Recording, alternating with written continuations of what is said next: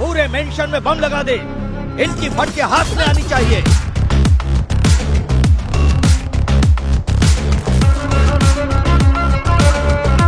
निकालो कीले। तगतोम तकताजी गिटतोम तकताजी तगतोम तकताजी गिटतोम तकताजी guitar guitar तगतोम।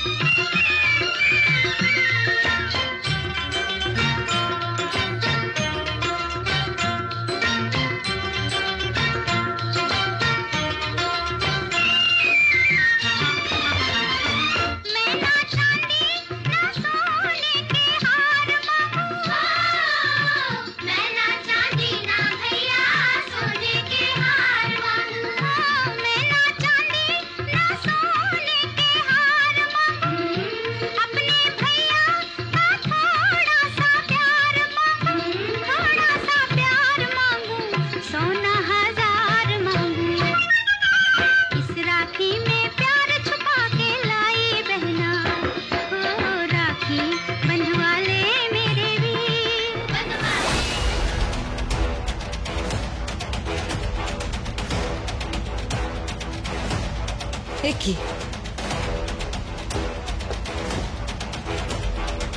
একে কেন এনেছো ড্যাড?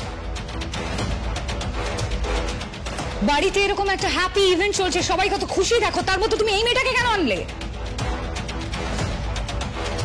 ওকে নিয়ে আসতে হবে কেন?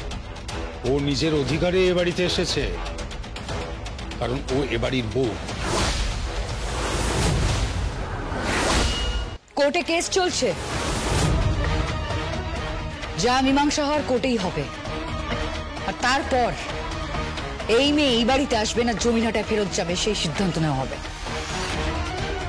দিদি একটা কথা বলছি। না, তুমি আর একটাও কথা বলবে না, একটাও কথা বলবে না, কারণ এই মেয়েটা এই বাড়িতে এখন ঢুকবে না। যতক্ষণ না কোর্টে প্রমাণ হচ্ছে তোমার আর ওর বিয়েটা বৈধ, ততক্ষণ তো তুমি এই বাড়িতে ঢুকতে পারবে না। কারণ এটা তো ক্লিয়ার তোমার বিয়েটা উদ্দেশ্য প্রণোদিত। তুমি একটা বড় লোকের ছেলেকে ফাঁসিয়ে বিয়ে করেছো, তার কারণ সম্পত্তি হাতাতে চেয়েছো, টাকা পয়সা হাতাতে চেয়েছো। সবাই জানতো ওর সঙ্গে রানীর সম্পর্ক আছে, সবাই জানতো ওর সঙ্গে রানীর বিয়ে ঠিক হয়ে গেছিল, তারপর তুমি এত কিছু ঘটিয়েছো। তুমি জানোই না তোমার এগেইনস্টে কি কি ধারায় কি কি সেকশনে কেস ফাইল করা হয়েছে। আর তাছাড়া তোমার ব্যাকগ্রাউন্ডও তো যথেষ্ট গন্ডগোলের। পিতৃপরিচয়হীন একটা মেয়ে, তাই দেখো ফুটপাত থেকে উঠে আসা একটা পিতৃপরিচয়হীন মেয়ে আর যাই হোক এই মুখার্জি বাড়ির বউ হতে পারে না।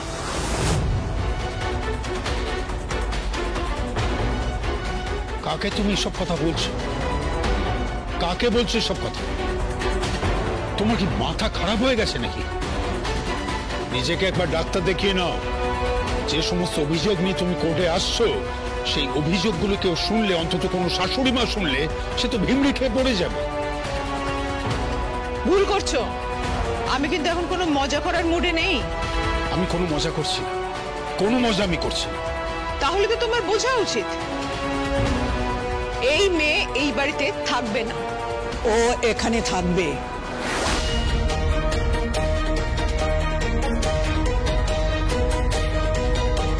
ওকে এখান থেকে বার করতে পারবে না। ও যখন ইচ্ছে এখানে আসবে আর যখন ইচ্ছে ও যাবে। যতক্ষণ না তুমি প্রমাণ করতে পারছো যে ও এ বাড়ির বউ নয় আর সার্থকের সঙ্গে ওর কোনো সম্পর্ক নেই, ততক্ষণ ও থাকবে। মম, মম প্লিজ, তুমি না সব বিষয়ে এরকম বাধা হয়ে দাঁড়িয়ে।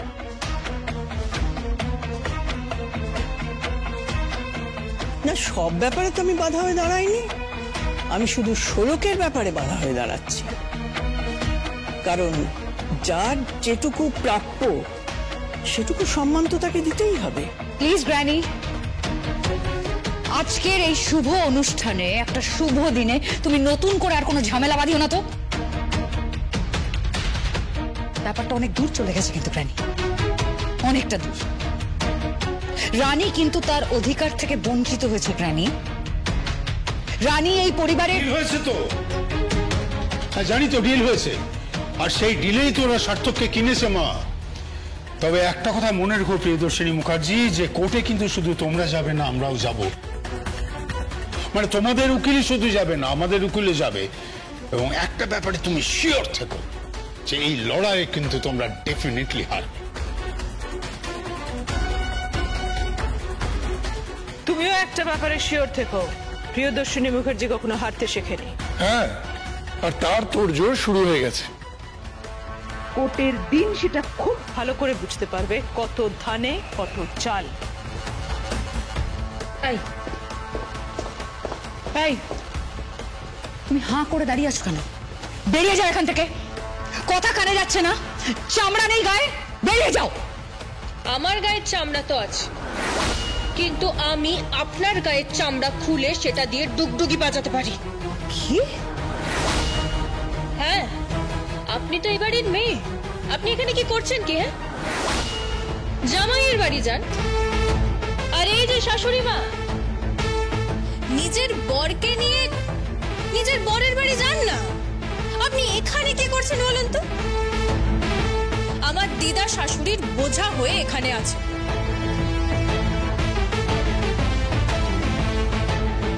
যান যান যান, নিজের বাড়ি যান, নিজের শ্বশুর বাড়ি যান।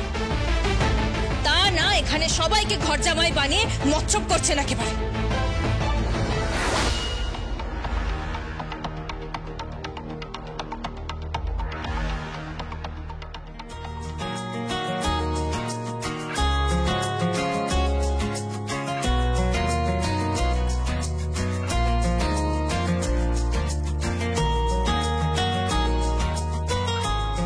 তুমি ওর হাতে রাখি পড়াচ্ছ কেন? নিজের ভাইয়ের মতো, তাই রাখি পরিয়ে দিচ্ছি। গ্রানীকে রাখি পরিয়েছো? না না, পরিয়ে দিচ্ছি। সার্থক বাবু,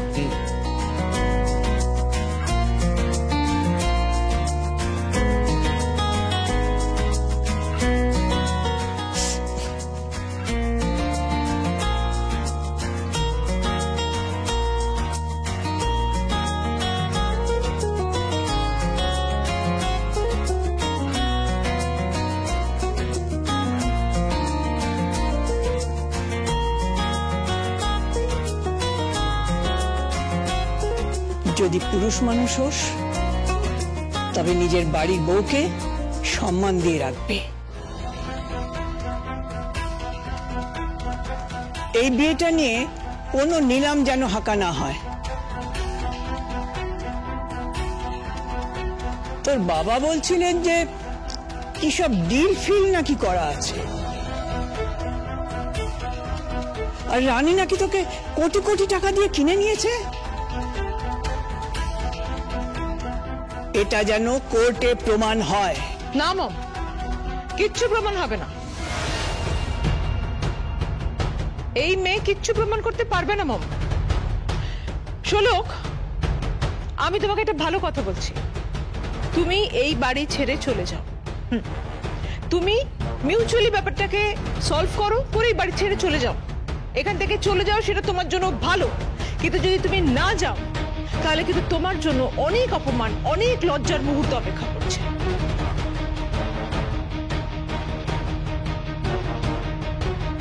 যে কোনো ঝড় আমি সহ্য করতে পারি, শুধুমাত্র এই মানুষটার জন্য। কারণ এই মানুষটাকে আমি ভালোবাসি।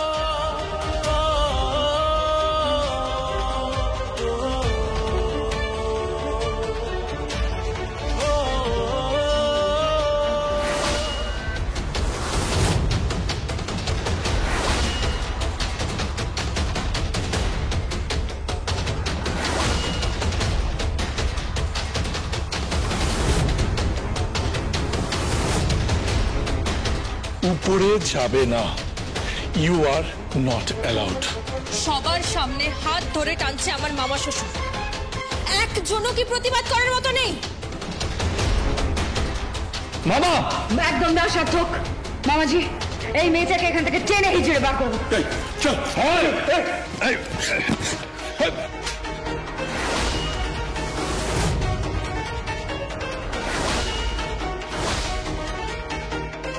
শ্বশুরমশাই, নিজের সম্মানটা রক্ষা করবার চেষ্টা করো। বাড়ির বউটাকে হাত ধরে টেনে হিঁচড়ে বার করে দেওয়ার দায়িত্বটা তোমার নয়, কারণ তুমি নিজেই এ বাড়ির একটা বোঝা। এ বাড়ির অন্ন ধ্বংস করছো, তুমি নিজেই একটা প্যারাসাইট। আর একবার যদি আমার বৌমার গায়ে হাত দেওয়ার চেষ্টা করেছো, তাহলে আমি আমার বৌমাকে নির্দেশ দেবো যাতে সেই তোমাকে উত্তম মধ্যম দেয়।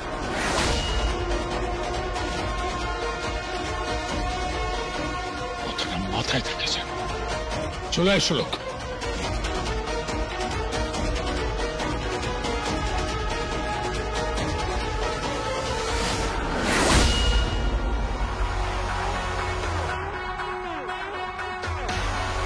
এত কিছুর পরেও ওই মেয়েটা উপরে উঠে গেছে, দেখেছো? উঠুক, উঠুক। কোর্টের ডেটটা একবার আসতে দাও না। ওই মেয়েকে যদি আমি এখান থেকে বার না করেছি, তাহলে আমার নাম অচল না। তাছাড়া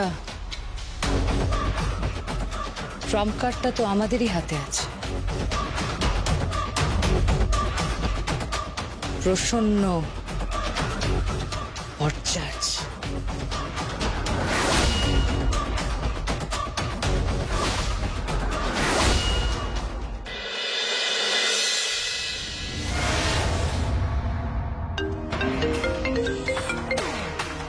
হ্যালো, কে? হ্যাঁ বলুন। হ্যাঁ, আমি শোলক বলছি। আচ্ছা, হ্যাঁ আপনি ঠিকই ধরেছেন। আচ্ছা আচ্ছা, আপনি মুম্বাই থেকে আসছেন? আচ্ছা, আমি আসছি। আচ্ছা শুনুন না, কাল সকালে দেখা করলে হয় না? ও, আজ রাতেই? আচ্ছা, আপনি সকালে প্লেনে করে চলে যাচ্ছেন? আচ্ছা ঠিক আছে, ঠিক আছে, আমি আসছি। ঠিক আছে।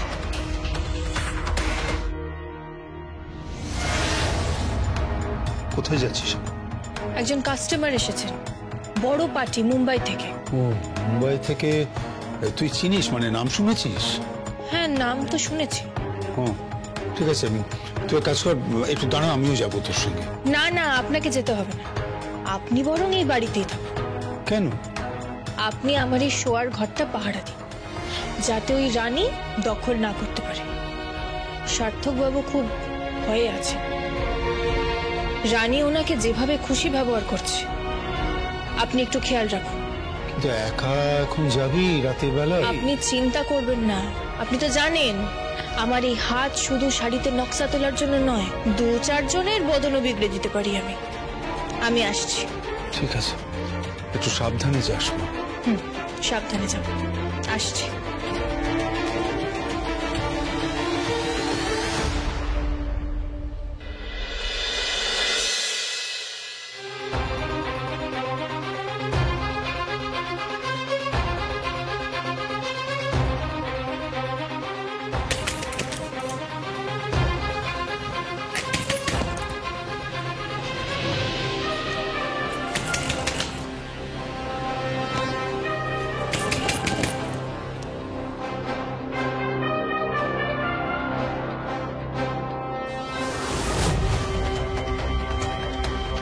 আশ্চর্য।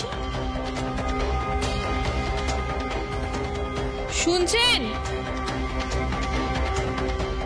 শুনছেন? কেউ আছেন? আমি শোলক মুখার্জি এসেছি।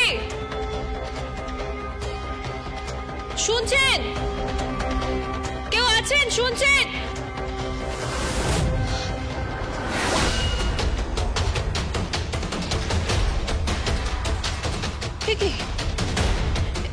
আমি কি তাহলে ভুল ঘরে চলে এসেছি নাকি? তাহলে ঘরের মধ্যে এরকম মরা রাখার জায়গা, তারপরে আবার ফুল। বাবা,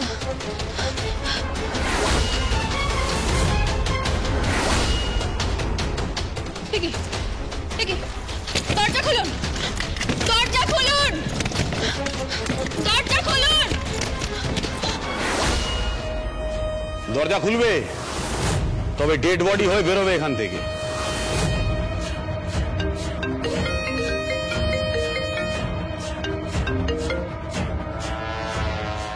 হ্যাঁ, উনি পাখির কাজে ঢুকে পড়েছেন, আর পাখনা ঝটপট করে লাভ নেই। কথা বলবেন, ধরুন, নিন।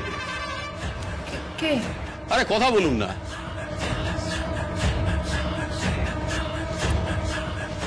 হ্যালো,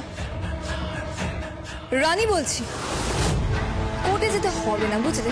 আমি দেখলাম যে কোর্টে গেলে তোমার জন্ম বৃত্তান্ত নিয়ে একটু উচিত কথা হবে, তারপরে সার্থককে নিয়ে কথা হবে, সার্থকের ক্যারেক্টার নিয়ে কথা হবে, অনেক কিছু কমপ্লিকেশন আছে, বুঝলে তো?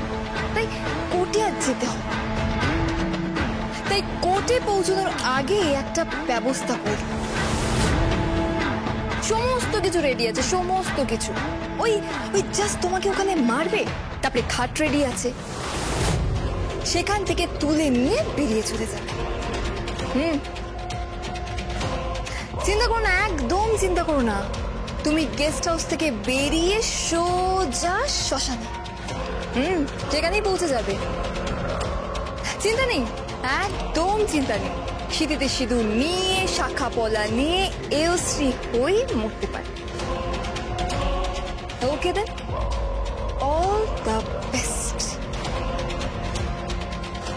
হ্যালো, হ্যালো, হ্যালো, হ্যালো, শুনছো? হ্যালো, আপনারা মারবেন না, মারবেন না, আপনারা দয়া করুন, আমাকে দোহাই আপনাদের, মারবেন না, আমাকে মারবেন না, দয়া করুন।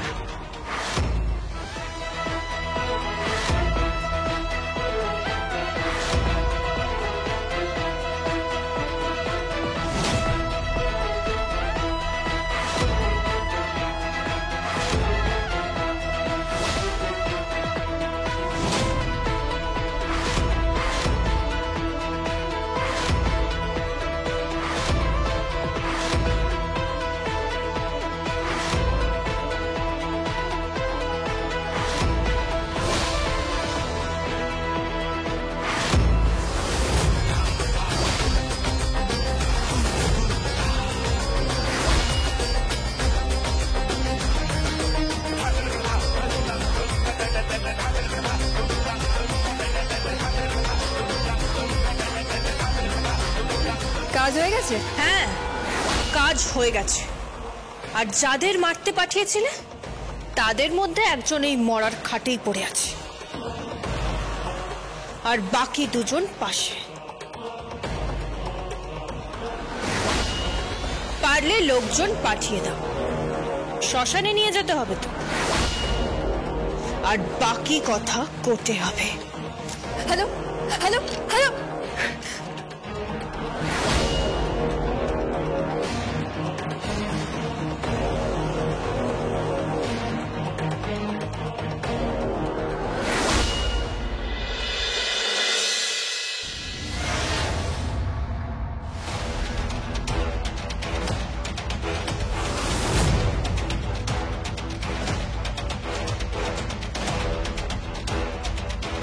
কোথায় যাচ্ছিস?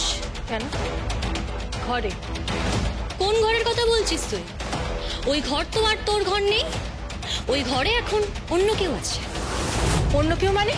কে আছে? রানী। দিদি, কি বলছিস কি তুই? হ্যাঁ, সার্থকদা ওখানে রয়েছে। সর সর, আমাকে যেতে দে।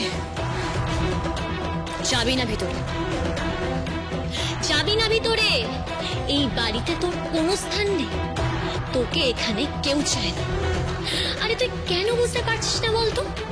তুই এখানে হ্যাংলার মতো, নিলজ্জের মতো এখানে পড়ে রয়েছিস। তুই তো নিজেকে পাল্টাতে পারিস নি, এই মুখার্জি বাড়ির সঙ্গে নিজেকে খাপ খাইয়ে উঠতে পারিস নি। আচ্ছা, তুই আমাকে দেখ, আমার পোশাক দেখ, আমার ব্যাগ দেখ, আমার ঘড়ি দেখ, আমার জুতো দেখ, আর তুই নিজেকে দেখ। তুই তো নিজেকে পাল্টাতে পারিস নি, আর পাল্টাতে না পারলে এই বাড়িতে তো তোর জায়গা হবে না। তোকে এখান থেকে চলে যেতে হবে। হ্যাঁ, এখান থেকে চলে যেতে হবে। দিদি, এটা যেমন তোরও শ্বশুর বাড়ি, তেমনই এটা আমারও শ্বশুর বাড়ি। আমাকে আমার স্বামী ভালোবাসে, আমার স্বামী আমার কাছে আছে, কিন্তু তোর কাছে তো তোর স্বামীও নেই। তুই তো তোর স্বামীর সঙ্গে কোনো সম্পর্কই রাখিস নি। তোর স্বামীর সঙ্গে তুই ভাত কাপড় ফুলসজ্জা কিচ্ছু করিস নি। এই বাড়িতে তুই শুধু লোভে পড়ে আছিস, শুধু টাকার লোভে আছিস। তুই এখানে উপরে উঠতে চাইছিস, তুই উপরের দিকে তাকাস না দিদি, ওটা অসুরের দৃষ্টি। দেবীর দৃষ্টি নিচের দিকে থাকে।